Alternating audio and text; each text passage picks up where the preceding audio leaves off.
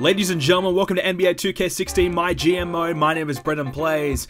Alright, we're back with the NBA. I promise you guys I would be bringing it. This time, I promise to actually finish it this time. I've done it a couple times now and we haven't gone through it, but this year I am going to do a full playthrough of GM mode. And this is really exciting because I love the GM on this game, and what I like to do is I like to pick a team that's struggling and try and sort some issues out and perhaps even make the playoffs, or just try and make some trades, some signings, try and do what I can to fix the problems within the team. So, with that being said, we are going to play as the New York Knicks. I believe the Knicks, they've got a pretty bad roster. They had a horrible year last year, but I feel as though, you know, they have the one star player we can work and build our team around, whereas some of the other teams don't have that star player, so we can really use Carmello Anthony right now to try and sort out our issues and kind of build the team around him.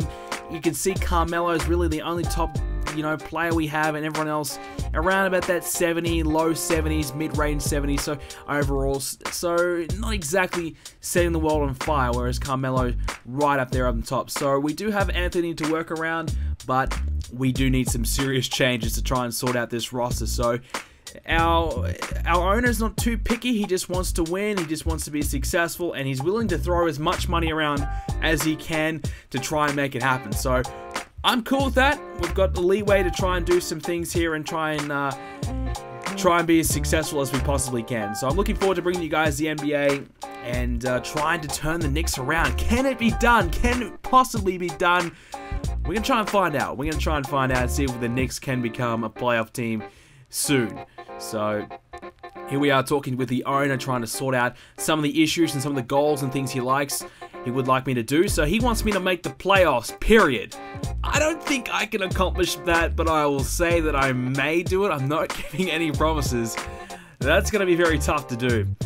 He wants me to give Porzingis at least 28 minutes per game. We can do that. We don't really have many other players that can really fill the role right now, so he's definitely going to get those minutes. He's not a bad player either. He can provide a shooting option. We need a big three, and I expect you to get us one. Jesus, with what? How are we going to do that? Who are we going to trade out to bring in a big three? Come on, let's be realistic now. That's not happening. And he wants to be top 15 teams in the world on paper. Again, how is that going to happen? We don't have the trades to really do much. We don't really have anyone on the free agency to sign. It's going to be very tough to get that done again. And he wants to keep the team chemistry above 46%. We can do that. Surely we can do that. I guarantee we can do that one. So that's all the roles he wants us to, and the objectives he wants us to fulfill.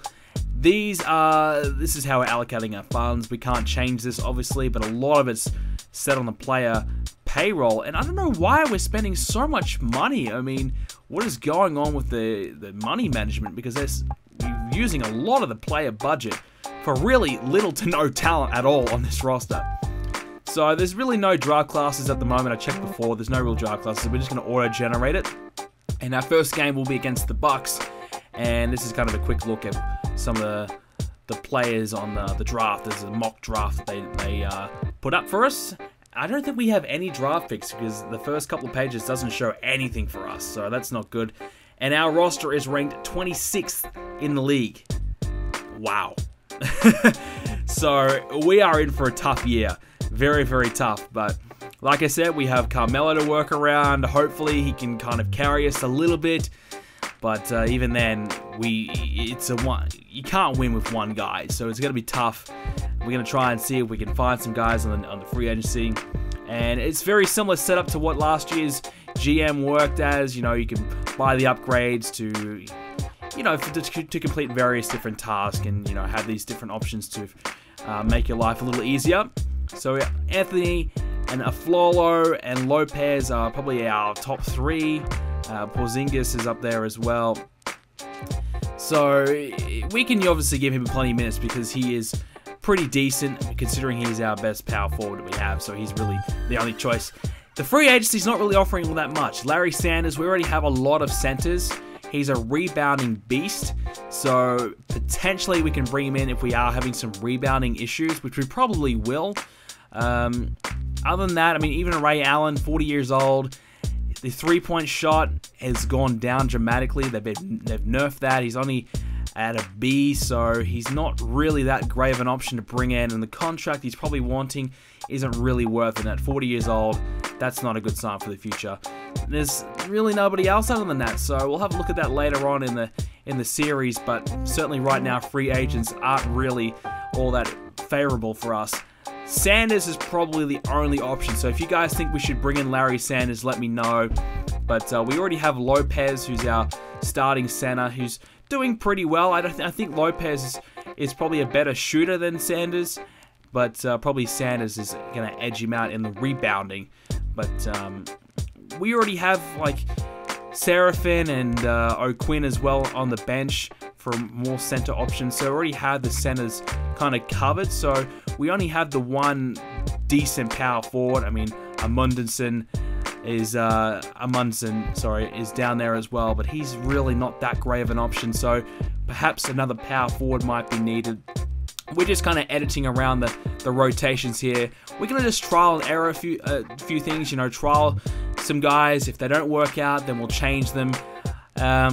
Calderon, I think, will probably be a better option at this stage. He has a decent three-point and long-range shot, and he just edges out slightly. So I think we'd probably make him our starting point guard. But even then, you know, only 73 overall, so we're really lacking in the point and the shooting guard department. I mean, Aflalo had a pretty bad season last year. His rating has gone down pretty dramatically, but we will give Galloway the six-man spot for now at least, and Calderon can have the starting point. And we'll see how that one goes. If Galloway is showing a little bit more promise coming off the bench, then we might switch to that. Certainly, if things aren't working all that well, we'll do that anyways. Grant has a lot of minutes. We're going to cut some back of his minutes. He's not that great. So, plus I want to try and give some of the other guys a bit of a chance and try and rotate and give everyone an opportunity to come on the court and have a bit of game time. I don't want to use just the same, you know, like 10 guys. I want to make sure most of my reserves are getting some minutes just to keep some players fresh as well, and to have more options as well. And just to find the best roster. I've never really played as the Knicks before, because why would I? So I'm not really familiar with their roster, and obviously it's kind of a new look Knicks as well. So this is going to take some getting used to, finding the best rotations and finding the best team possible. So if you guys have any suggestions, you guys know NBA 2K probably better than I do. I haven't played in a while, so I'm getting back into the swing of things. So you guys will notice that my skills in the game are lacking a little bit. I'm not gonna, you know, beat around the bush, but if you guys have any suggestions on some changes you'd like to see and some players that you think would be a better fit for our team, for example, should Calderon be on the bench, and, you know, should we cut back on Aflalo's minutes, you know, things like that. So if you have any suggestions for that, make sure you let me know in the comment section down below, and I'll take a look and see what I can do. And as well as that, make sure to check out the free agency, what I said earlier, should we bring in Sanders. Alrighty, so there's the owner's goals. Basically, in this year as well, if you do achieve these goals, you earn money to use, so the owner will give you more money, which I think is a pretty handy thing. So we can have more money to spend, and, you know, obviously use that to sign new guys and upgrade things, and, you know. So training schedule, it wants me to have a quick look at this. I might just, yeah, so we haven't got really any training scheduled for a few days.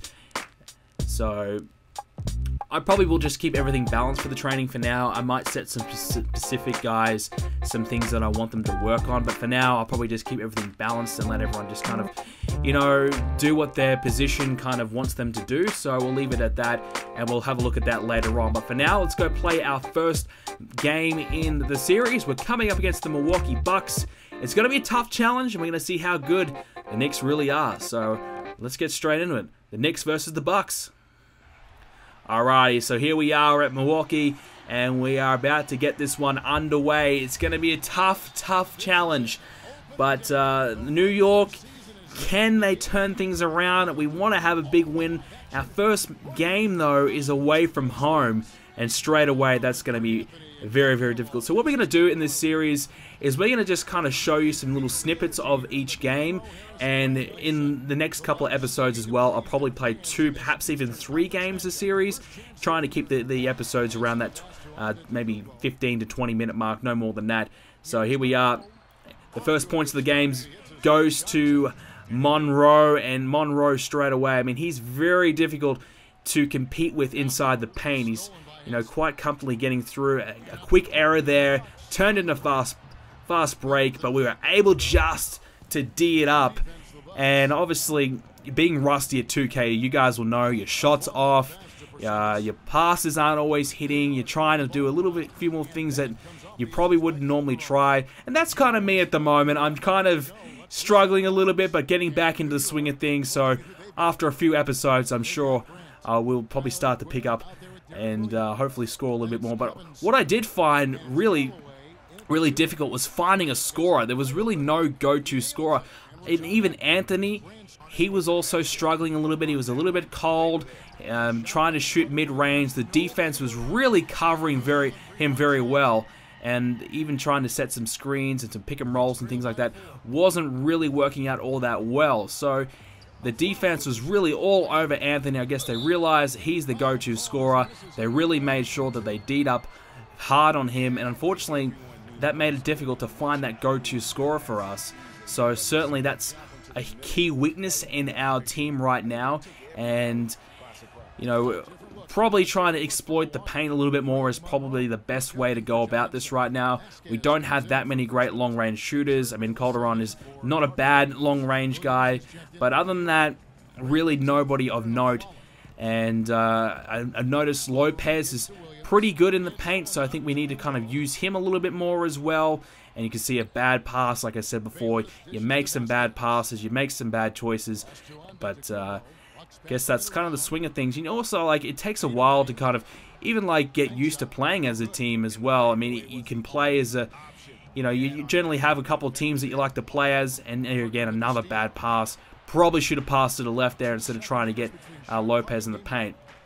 But yeah, so playing as a new team is a whole new challenge, and obviously the Knicks aren't that highly rated as well. So it's going to be a very tough and interesting series, I think, which is kind of why I wanted to go down this route, because I think playing as a team that's struggling is a much more enjoyable thing for me. Went for the 3 to finish off the half, and it just went out, and it locked up at 20 apiece coming into halftime. So very, very close, and we're still in it. You know, at halftime, we're not too far behind. Here's some of the highlights that we saw. Carmello hitting a nice shot out there out wide. And really, Monroe getting in the paint was very difficult for us. Fast break there. So the Bucks are kind of on the rise now. They're kind of recovering after a couple of bad seasons and turning themselves into a pretty good team. So they're a tough matchup right now. Obviously, the Knicks are trying to rebuild as well, but the Bucks have that talent to really do it. We don't quite have that yet. So it's going to be tough, I think, if we can sign these guys to bring in and work towards creating the best possible team. And obviously, I guess the option to trade out Carmello is there. I mean, really, I guess what you could do is trade out Carmello and try and perhaps get 2 stars for Carmello. But even then, that's a very, you know, risky move to do. It may or may not pay off. You know, do you want to take away your franchise stable? You know, do you want to take away Carmello to try and bring in 2 players that are better, perhaps even 3? It's not a bad idea, and it'll give us more roster depth rather than relying on the one player. It's certainly a thought that we could ascertain in the future. Certainly if Carmello isn't delivering, but if Carmello is, you know, putting up points and really providing a great option for us, and, you know, is a bit of a staple of the team, like I said. And there's a block there. We tried to, running out of time, but to try to kick this half off in style with an easy jumper, not going to happen as he gets blocked. And now the Bucks hitting back, and they're unsuccessful as well with a bit of defense, hand in the face.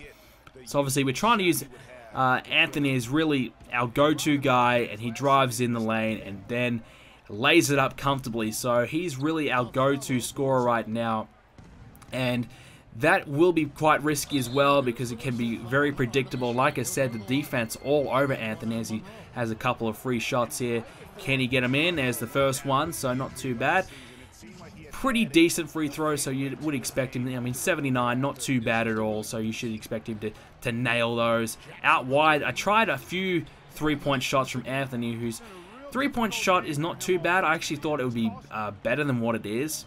So I think I tried a couple too many from Anthony, and I kind of realized that his 3-point shot isn't as good as I expected. So that's something as well that I kind of live and learn. And then you got to learn from your mistakes, and certainly playing as a new roster, certainly found that out today as O'Quinn lays it up as well. So 36 plays 32, early stage in the fourth quarter here.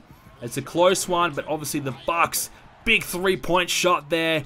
That's a bit of a nail in the coffin. Very difficult to come back with, you know, a weak team. You're coming back from now 9 from behind. It's tough work to do, and really you have to try and find your go-to stars, and that's the thing. We don't really have that right now. That's what I'm really kind of feeling as though we're missing, as Anthony spins back and misses the shot. Not a great shot there from Anthony. Trying to force a shot there, missing it, and now you can see 3.5 minutes to go. 3-point shot from Carter Williams. It's a miss. Anthony regathers though. Fast break opportunity. Can he find the pass? Calderon, yes, lays it up. 2 points, 4-point game right now. But as you can see, we skip ahead a couple minutes, and yeah, I mean, Lopez, an easy jumper. So there you go. Lopez, not a bad scoring option. As I found out late in this game, I kind of was a little bit hesitant to go towards him in this one. But late towards the game, I kind of realized he's not a bad scoring option.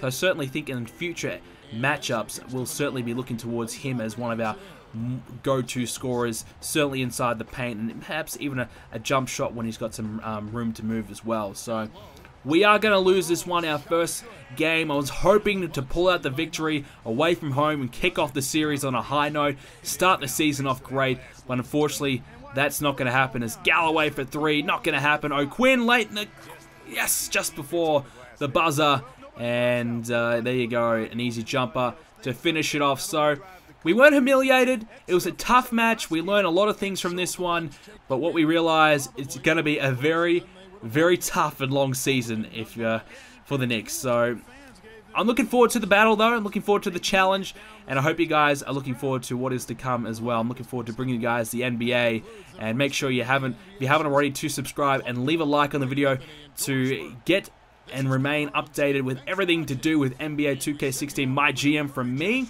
51 plays, 58 is the final score, and we'll check out some of the highlights from this game.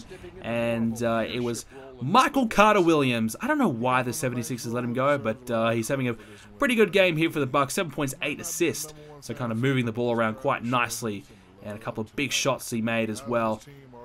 A big block there as well. That was who Calderon got blocked by. Obviously has that size, you can use that advantage as well. So a good game for him, a good game for the Bucks, and a learning experience for the Knicks. Next up is going to be a very tough challenge as well at home. But you can see Anthony 14 points, 4 rebounds, 4 assists, a steal, and a couple of blocks. So Anthony did pretty good. You can see not many of other guys really score all that great. So that's the issue. No one's really stepping up as a scorer. Here we are with the press. As a new GM in this league, what are your expectations in regard to leading the New York Knicks? I just want continuous improvement, both from my end and from the team. It's a long-term thing, you know, trying to make a long-term plan and trying to turn this team around. The owner has a little bit more trust in us, and I hope you guys enjoyed today's episode. Make sure, like I said, subscribe to see more NBA 2k16 GM modes videos coming up from me. The Knicks, can we turn them around? Find out in future episodes of NBA 2k16 MyGM. Thanks guys for watching. See you next video.